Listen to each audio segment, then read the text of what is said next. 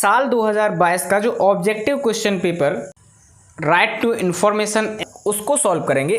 सबसे पहला सवाल था, सूचना आयोग द्वारा पारित आदेश है बाध्यकारी, सलाहकारी या ए और बी दोनों या डी उपरोक्त में से कोई नहीं। तो सूचना आयोग द्वारा जो आदेश पारित होता है वो कैसा होता है? बाध्यकारी आदेश होता है, ठीक है। नहीं तो उस आदेश का कोई मतलब ही नहीं। यद्यपि उन्मुक्त सूचना को प्रकटित किया जा सकता है यदि वह 10 वर्ष से अधिक, बी 15 वर्ष से अधिक, सी 20 वर्ष से अधिक या फिर डी 30 वर्ष से अधिक। इसका उत्तर है ऑप्शन सी। यदि कोई सूचना 20 वर्ष पुरानी है तो उसे प्रकट किया जा सकता है, उसे बताया जा सकता है, ठीक है। अगला प्रश्न है, प्रथम अपील को निर्णीत किया जा सकता है 30 दिन के भीतर, 35 दिन के भीतर, 60 दिन के भीतर या 90 दिन के भीतर। तो प्रथम अपील को निर्णीत किए जाने के लिए 30 दिन का समय रखा गया है। उत्तर जो है वो प्रथम अपील के लिए ए नंबर सही है, ठीक है। अगला प्रश्न है, निम्न में से किस धारा के अधीन कॉपीराइट को समाहित करने वाली सूचना उन्मुक्त हैं? धारा 8(1), धारा 8(2), धारा 9 या धारा 10? धारा 10 में बताया गया है कि ऐसी सूचनाएं जो कॉपीराइट जिनमें शामिल होता है वो नहीं मांगी जा सकती, ठीक है, वो उन्मुक्त हैं। यदि सूचना पर व्यक्ति से संबंधित है तो परिसीमा काल क्या होगा? मान लीजिए थर्ड पार्टी से संबंधित सूचना मांगी गई है तो क्या होगा? ए 30 दिन, बी 35 दिन, सी 40 दिन या फिर डी 45 दिन। इसका सही उत्तर है 35 दिन। अगर थर्ड पार्टी से संबंधित सूचना है, पर व्यक्ति से संबंधित सूचना है, ठीक है, तो उसमें 35 दिन का समय दिया गया है। अगला प्रश्न है, कोई शुल्क प्रकाशित नहीं किया जाता है यदि आवेदक संबंधित है, ठीक है। किस आवेदक के लिए कोई सूचना नहीं ली जाती है? अनुसूचित जाति, अनुसूचित जनजाति, गरीबी रेखा के नीचे या उपरोक्त सभी? यहाँ पर दोस्तों अनुसूचित जाति या अनुसूचित जनजाति होने से कोई मतलब नहीं है। सी ऑप्शन है कि अगर आप गरीबी रेखा के नीचे हैं तो आपसे कोई भी शुल्क नहीं लिया जाएगा अगर आप जो है आरटीआई के अंतर्गत सूचना मांगते हैं। तो सी इसका सही उत्तर है। अगला प्रश्न है, निम्न में से कौन सी धारा फीस से संबंधित है? तो आरटीआई की कौन सी धारा फीस से संबंधित है? धारा 6(1), धारा 7(3), धारा 7(5) या उपरोक्त सभी? तो धारा 6 और धारा 7 दोनों में ही फीस का प्रावधान किया गया है, ठीक है। तो डी इसका सही ऑप्शन डी इसका सही है, उपरोक्त सभी। अगला प्रश्न है, किस धारा के अधीन आवेदन पत्र नामंजूर किया जा सकता है? तो आरटीआई की कौन सी धारा आवेदन को नामंजूर करती है? ऑप्शन ए धारा 8(1), बी धारा 19, सी धारा 28 या फिर डी उपरोक्त सभी? राइट ऑप्शन है ए। धारा 8 बताती है कि कौन से आवेदन पत्रों को नामंजूर किया जा सकता है, ठीक है। 9 नंबर क्वेश्चन है, निम्न में से किस धारा के अधीन आरटीआई आवेदन पत्र संस्थित किया जाता है? धारा 6, धारा 7, धारा 8, धारा 9। तो किस धारा के अंतर्गत आप आरटीआई आवेदन करते हैं? सही उत्तर है ए, धारा 6 के अंतर्गत आरटीआई का आवेदन संस्थित किया जाता है, ठीक है। 10वां प्रश्न है, निम्न में से कौन सा अंग आरटीआई अधिनियम की परिधि के अधीन है? ए कार्यपालिका, बी विधायिका या फिर सी न्यायपालिका या फिर डी सभी? सही उत्तर है डी, ये सभी जो है वो आरटीआई की परिधि में आते हैं, ठीक है। इन सबसे आप आरटीआई के अंतर्गत सूचना मांग सकते हैं, ठीक है। अगला प्रश्न है, सूचना का अधिकार है एक सांविधिक अधिकार, मौलिक अधिकार, नैतिक अधिकार या उपरोक्त में से कोई नहीं? इसका विकल्प ए सही है, यह एक सांविधिक अधिकार है, ठीक है। अगला प्रश्न है 12, सूचना का अधिकार का उपयोग किया जा सकता है एक तरह, दो तरह, 3 तरह या 4 तरह? सही उत्तर है 2 तरह से। ठीक है। 13 नंबर प्रश्न है कि सूचना का अधिकार उपलब्ध है केवल नागरिकों को, हितबद्ध व्यक्ति को, सभी व्यक्ति को, उपरोक्त में से कोई नहीं। सही उत्तर है इसका ए, केवल नागरिकों को जो है वो सूचना का अधिकार उपलब्ध है। किसी दूसरे देश के निवासी को जो वहाँ का नागरिक है, अमेरिका का, इंग्लैंड का, पाकिस्तान का, उसको आरटीआई के अंतर्गत आवेदन करने पर कोई सूचना उपलब्ध नहीं कराई जाएगी। 14 नंबर प्रश्न है एस के तिवारी बनाम पश्चिम मध्य रेलवे जबलपुर का महत्वपूर्ण मामला है। 8 धारा 1 जा, धारा 8 1 झा, धारा 8 1 छा या फिर उपरोक्त में से कोई नहीं। सही विकल्प है इसका ए, धारा 8 1 जा के अंतर्गत। ठीक है। अगला प्रश्न है धारा 7 सहमति धारा 7 में समाहित हैं। ए 10 उपधारा, बी 9 उपधारा, सी 8 उपधारा या फिर डी 7 उपधारा। अब देखो इन लोगों ने ये कितने अंदर से प्रश्न पूछ दिया। भैया आपको धारा 7 बड़े मुश्किल से याद होगी कि धारा 7 में क्या है। ठीक है। इन्होंने पूछ क्या दिया कि इसमें कुल कितनी उपधाराएं हैं। ठीक है, ये पूछ दिया। उपधाराएं क्या, जो धारा के अंदर 1 2 3 नंबर पड़े रहते हैं वो पूछ दिए। अब ये किसको याद होगा, लेकिन इसका सही उत्तर है 9। धारा 7 में जो है उस 9 उपधाराएं हैं। ठीक है। अगला प्रश्न है केंद्रीय सूचना आयोग का मुख्यालय स्थित है कहाँ पर? मुंबई, चेन्नई, कोलकाता या उपरोक्त में से कोई नहीं। सही उत्तर है उपरोक्त में से कोई नहीं, क्योंकि इसका मुख्यालय कहाँ है? दिल्ली में। 17 नंबर प्रश्न है निम्न में से किस धारा के अधीन केंद्रीय सूचना आयोग का गठन किया गया है? धारा 12 1, धारा 5 2, धारा 12 3, धारा 5 1। सही उत्तर है विकल्प ए, धारा 12 1 के अंतर्गत केंद्रीय सूचना आयोग का गठन किया गया है। ठीक है।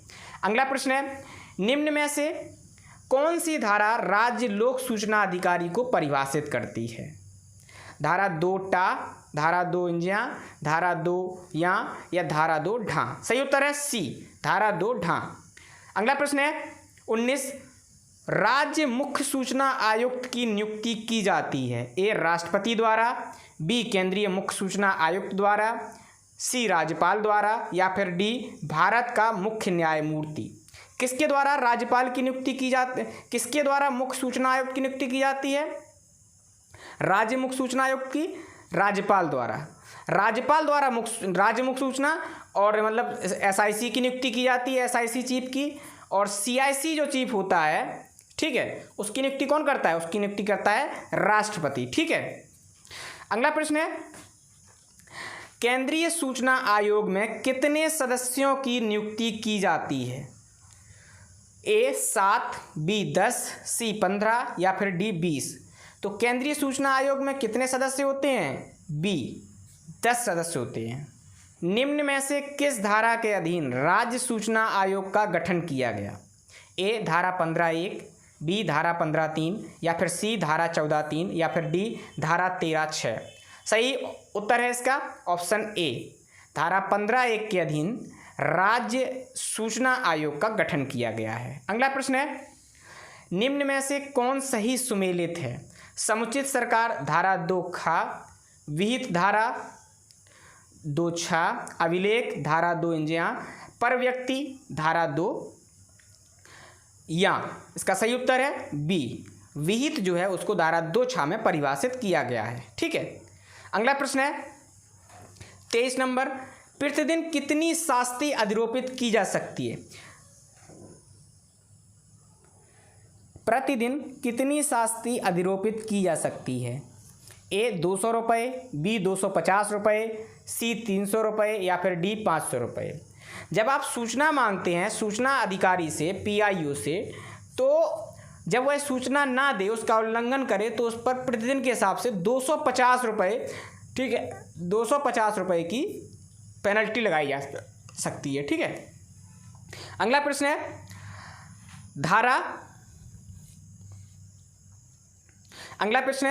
धारा 224 के अधीन जारी की गई प्रत्येक अधिसूचना के समक्ष रखी जाएगी। ए संसद, बी राज्य विधानमंडल, सी राष्ट्रपति या फिर डी राज्यपाल। तो किसके संबंध समझ रखी जाएगी? राज्य विधानमंडल।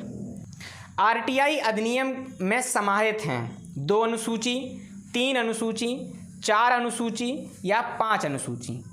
तो आरटीआई में कितनी अनुसूचियां हैं? 2 अनुसूचियां। ठीक है। अगला प्रश्न है, आरटीआई अधिनियम की प्रथम अनुसूची संबंधित है किससे? शपथ से, सुरक्षा संगठन से, वेतन से या निर्णय से? ए शपथ से। ठीक है। किस धारा के अधीन केंद्रीय सूचना आयोग अनुशासनिक कार्रवाई के लिए सिफारिश करता है? 19(3), 19(4), 19(1), 19(2)। सही उत्तर है डी 19(2) के 20, 19(3), 19(4), 20(1), 20(2). सही उत्तर, सही ऑप्शन है डी 20(2) के अधीन। ठीक है। अगला प्रश्न है, निम्न में से कौन सी धारा नियम बनाने की शक्ति से संबंधित है? ए 13(6), बी 16(6), सी 19(10) या फिर डी उपरोक्त सभी। तो इसका ऑप्शन विकल्प डी सही है। ये सभी जो है वो नियम बनाने की शक्ति से संबंधित हैं। निम्न में से कौन सी धारा अध्यारोही प्रभाव से संबंधित है? धारा 18, 21, 22 या 23? विकल्प सी सही है। धारा 22 जो है वो अध्यारोही प्रभाव से संबंधित है। अगला प्रश्न है, निम्न में से कौन सी धारा द्वितीय अपील से संबंधित है? 19(1), 19(2), 19(3), 19(4)। विकल्प सी 19(3) द्वितीय अपील से संबंधित है। अगला प्रश्न है, निम्न में से कौन सा अध्याय न्यायालयों की अधिकारिता के वर्जन से संबंधित है? अध्याय 4, अध्याय 5, अध्याय 6, अध्याय 7। अध्याय 6 जो है वो न्यायालयों की अधिकारिता से वर्जन है से संबंधित है। अगला प्रश्न है, नाथी देवी बनाम राधा देवी गुप्ता एक महत्वपूर्ण मामला है उन्मुक्ति पर, अपील पर, नियुक्ति पर या पृथक्करणीयता पर? तो ये उन्मुक्ति पर बहुत महत्वपूर्ण मामला है, नाथी देवी बनाम रानी देवी। ठीक। केंद्रीय सूचना आयोग भारत में अन्य स्थानों पर कार्यालय स्थापित कर सकता है? एक केंद्रीय सरकार के पूर्व अनुमोदन से, राष्ट्रपति के पूर्व अनुमोदन से, राज्य सरकार के पूर्व अनुमोदन से, राज्यपाल के पूर्व अनुमोदन से। बिंदु इसका विकल्प ए सही है। केंद्रीय सरकार के पूर्व अनुमोदन से केंद्रीय सूचना आयोग भारत में अन्य स्थानों पर कार्यालय स्थापित कर सकता है। अगला प्रश्न है, निम्न में से कौन सी धारा केंद्रीय सूचना आयोग के मुख्यालय से संबंधित है? धारा 12(6), धारा 12(7), 13(2), 13 या फिर 14(2)। सही विकल्प है सी बी 12(7) जो है वो केंद्रीय सूचना आयोग के मुख्यालय से संबंधित है। अगला प्रश्न है, मुख्य सूचना आयुक्त किस अवस्था तक पद धारण कर सकता है? 60 वर्ष, 62 वर्ष, 65 वर्ष या 70 वर्ष? ऑप्शन सी सही है 65 वर्ष तक। निम्न में से कौन सी धारा मुख्य सूचना आयुक्त की पदावधि से संबंधित है? धारा 12, 13, 14, 15। ऑप्शन सी बी सही है। धारा 13 जो है वो मुख्य सूचना आयुक्त की पदावधि से संबंधित है। अगला प्रश्न है, सूचना आयुक्त को हटाने से पहले जांच करता है? कौन जांच करता है? नियुक्त समिति, उच्चतम न्यायालय, महान्यायवादी, नियंत्रक एवं महालेखा परीक्षक। विकल्प बी सही है। उच्चतम न्यायालय पहले जांच करता है, उसके बाद मुख्य सूचना आयुक्त को हटाया जाता है। अगला प्रश्न है, मुख्य सूचना आयुक्त को निलंबित किया जा सकता है? ए भारत का मुख्य न्यायमूर्ति द्वारा, लोकसभा के स्पीकर द्वारा, प्रधानमंत्री द्वारा या राष्ट्रपति द्वारा? ऑप्शन डी सही है। राष्ट्रपति के द्वारा ही भारत के मुख्य सूचना आयुक्त को निलंबित किया जा सकता है। आरटीआई अधिनियम 2005 को संशोधित किया गया 2016, 2018, 2019 या 2020 में? सही उत्तर है 2018 में। ठीक है। अगला प्रश्न है, इसके बाद दोस्तों अगर और भी कोई संशोधन हुआ है तो आप उसको मेंशन करिए, ये जब हम लोगों का एग्जाम हुआ था तब का है। ठीक है। अगला प्रश्न है, आरटीआई अधिनियम 2005 है एक अधिकार आधारित अधिनियम, कर्तव्य आधारित अधिनियम, दायित्व आधारित अधिनियम या विशेषाधिकार आधारित अधिनियम? तो आरटीआई जो है वो एक अधिकार आधारित अधिनियम है। ठीक है। अगला प्रश्न है, सूचना आयोग को किस आधार पर उसके पद से हटाया जा सकता है? कदाचार, असमर्थता, ए और बी दोनों या उपरोक्त में से कोई नहीं? सही उत्तर है सी ए और बी दोनों, यानी कदाचार और असमर्थता दोनों के आधार पर हटाया जा सकता है। अगला प्रश्न है, निम्न में से कौन मुख्य सूचना आयुक्त हैं? वाई के सिन्हा, NK गुप्ता, सरोज पुन्हानी, सुरेश चंद्र। तो जब हमारा एग्जाम हुआ था तो उस समय वाई के सिन्हा थे। वर्तमान के आप जो करंट के हैं उनको याद करके जाना, ठीक है। धारा 11 के उपबंध हैं, एक उन्मुक्ति, एक प्रक्रियात्मक संरक्षा, एक प्राधिकार, एक दंड। सही है, एक प्रक्रियात्मक संस्था। अगला प्रश्न है, कैनरा बैंक बनाम CS श्याम का महत्वपूर्ण मामला है, उन्मुक्ति, पर व्यक्ति, शास्त्री या उपरोक्त में से कोई नहीं। सही उत्तर है पर व्यक्ति, थर्ड पार्टी का केस जो है वो है कैनरा बैंक बनाम CS श्याम का, ठीक है। अगला प्रश्न है, निम्न में से कौन लोक प्राधिकारी की परिभाषा के अंतर्गत आता है?